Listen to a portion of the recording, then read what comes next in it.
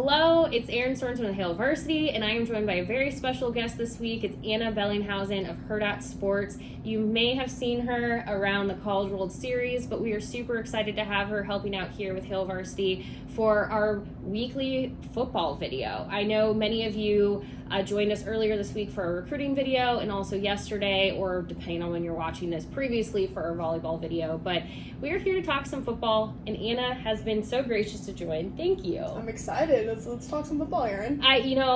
Not to psych you all out, but originally I told Anna, I was like, let's talk about the offensive line, because that's all anybody wants to talk about. Right. Anytime there's a new commitment, it's like, great, another playmaker, what about the offensive line? But we're going to keep you hanging for just maybe another week, because something happened since I originally told Anna that's what we were going to talk about that I think you all might want to know about, at least some of you, more.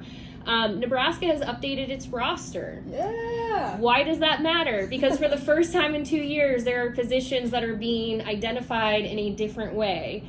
We now know that Nebraska is officially using the terms edge and nickel in an official capacity. We have been using them, on our own in the media because that is what we were seeing, but it's officially official. Mike Dawson is not just the defensive lines coach, he's not just outside linebackers, he's defensive fronts. So knowing that we now have these names that kind of fit the bill, it basically tells us Nebraska's not just running a 3-4. Right. They're not just running a 4-3. These edge players can have multiple roles. Same thing with the nickels. They can move these guys around. What does this do for Nebraska's defense to kind of have that flexibility? Well, it's nice to know that not everyone's an outside linebacker. Yes. We have the edge, the nickel, so it's nice to have those distinctions, I'm sure, for the players and the groups. And it's just nice to know as a fan, I think, and gives a little bit more clarification to those defensive roles. So I think the biggest part is filling that nickel position where JoJo was so dominant in. And I think he was so good because he had the open field tackles down. He had the speed to keep up with those running backs and the wideouts as well, and that's what Nebraska will essentially try to replicate with the crew they have coming in this year. And also the edge, so those guys need to be explosive with speed, and we're excited about Garrett Nelson and his increased pass rush, and then Ochan as well on all the things he's been able to do, and just seems more flexible because that edge position will be the guys that are trying to rush the quarterback from around and being flexible and making sure you're getting around the tackles. So it means nothing's necessarily changed with the team, but we're just seeing those clarifications. I think that'll help just your regular Husker fan understand the positions more and what they're trying to accomplish. Especially because so many of you, in fact, Hail Varsity's yearbook this year, the cover subject is Garrett Nelson, and so many of you commented about he looks like a defensive lineman. Yeah. He's huge. Right. He has put on a sizable amount of muscle and has dropped a lot, a good amount of body fat. We talked to him in the spring about the gains that he had made through winter conditioning into spring and then summer. So having him now officially identified as an edge helps give a little bit more clarity. Mm-hmm. Like I said, we've seen what they've been doing for 2 years. This is not a surprise. All of you watching are going, we know, we've seen this. But it is like Anna said, having that clarification for people who are going, what kind of defense does Nebraska run? Mm-hmm. It just provides a little bit more clarity. But I do like that you brought up JoJo Doman because he is going to be a tough one to replace. We talked a lot about that in the spring. Who is going to replace JoJo? It's tough to say right now, but when you're looking at some of the guys, maybe that's Isaac Gifford. I know that's somebody that Husker fans are really excited about, and I think the hands are really important in having that speed and explosiveness as well, because they also need to keep up with the wideouts and everyone else on the field, whereas maybe we haven't had that speed in the past. I think Isaac can offer that, and looking down the list as well, Grant Buda, John Bullock, guys that maybe haven't seen as much playing time that are getting those reps in practice right now. I think it's something that will develop over time, and Husker fans will be excited to see. I will also throw in Chris Clarvik. We got to see him at Friday Night Lights camp this summer, and similar to what I was saying about Garrett Nelson, he has clearly put in some work this offseason. Yeah. He just looks like he's put on weight, he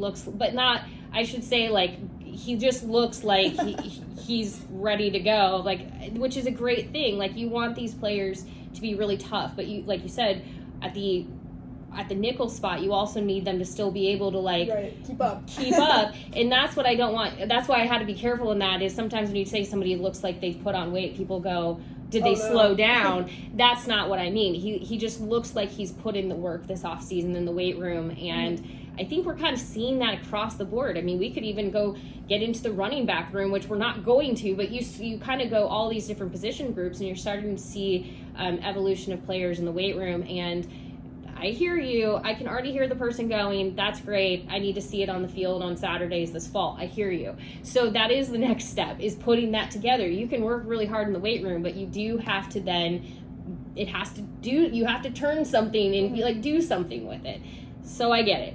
I'm just prefacing that we have really great, very smart commenters on our YouTube, and I usually can sense the questions as they're coming. But I appreciate those comments. I just know there's inevitably I need to see it on the field. Right. Understood. Yeah, I mean, the one thing that's like really interesting about all of this is as they've moved some of these positions around, Nebraska only has 10 linebackers on its roster identified as such. Now, again, Eric Schnander will probably change things around, just like we've seen. There's different fronts that may be presented depending on the team that Nebraska is facing, but it just gives us a better idea of what's going on. So with that said, if you look at the roster and you go, what other changes are there? Heads up, there is no safety and no cornerback anymore, which is going to be strange for me. All DBs. All DBs. Yeah. Travis Fisher's room is entirely defensive backs. Like, what do you make of that? We lost some clarification, but we also gained some. So yeah. It's like a give and take with this roster. So, I mean, the DB position, there's 24 of them. So yes. A little bit more vague there, but that's okay. We can figure out those positions as we watch these Huskers go on. Well, and I kind of think of one person that we spoke to this spring, and that's Quentin Newsome, and he's now officially just listed as a defensive back, but he did kind of give us a little insight where if we would have known what he was saying, we probably could have, I guess, seen this coming, because he wasn't as willing to sort of identify himself. He was kind of like, I might help the corners, I might help the safeties. So kind of hearing that in hindsight, it's like, they were kind of setting up for this move to be everybody can play for every position. And that's what Travis Fisher clearly wants from his room. Right. I mean, and it's up to that position's coach to really make that decision. And I think it's all about that buy-in of these coaches, especially with all the new faces that the Huskers have in their coaching staff, that if that's how the coach wants it to be, I mean, if there's 24 DBs, there's 24 DBs. And he handles it the way he wants to handle it. That's a lot of DBs. That is going to be a big, but Travis Fisher has put in the work in that room. When we talk about players who've made gains this offseason, I bring up Quentin Newsome again because his leadership skills have developed significantly over this last, I'd say 6 months. I think he really sees what he wants to be as far as a leader in that room. And again, we have to see it on Saturdays in the fall. I get that. But it's great to know that, like, the work is being laid. The groundwork is being laid. Now they have to actually do something with it. Right.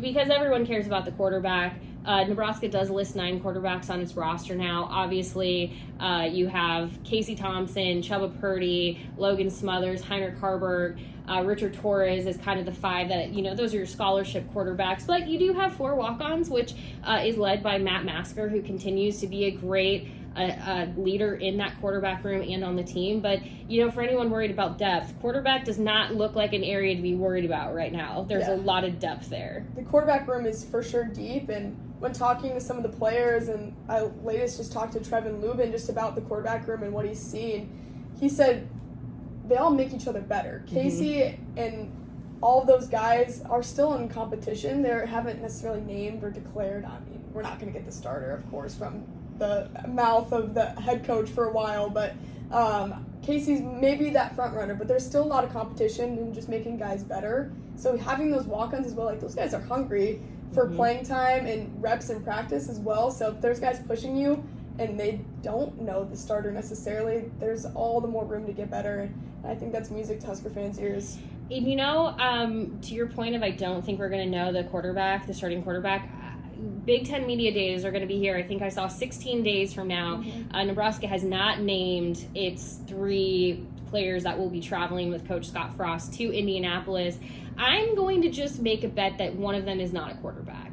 Because that would be essentially naming your starter at that point. Yeah. I think we're going to get into fall camp before that starter is named, so I am not expecting to see a quarterback in Indy. I am, however, expecting to see Anna in Indy. She will be joining us for Hail Varsity. We will be have a really great team across radio, the website, and video. So again, make sure you're subscribed to this YouTube channel. But Anna will be with us in Indy, and I mean, we're excited. It's my first one ever, so I'm excited to learn from the pros. You know, it's going to be a lot of fun. I'm eager to see who we will get to talk with while we're there. We will save. So there are some offensive line updates, but I think we're going to save that for next week in our next conversation, because we need to give a whole video just dedicated to the offensive line. Answer all the questions. So if you have any questions about what we talked about in this video, or if you want us to address certain specific things about the offensive line when we record our video next week, go ahead and leave them in the comments.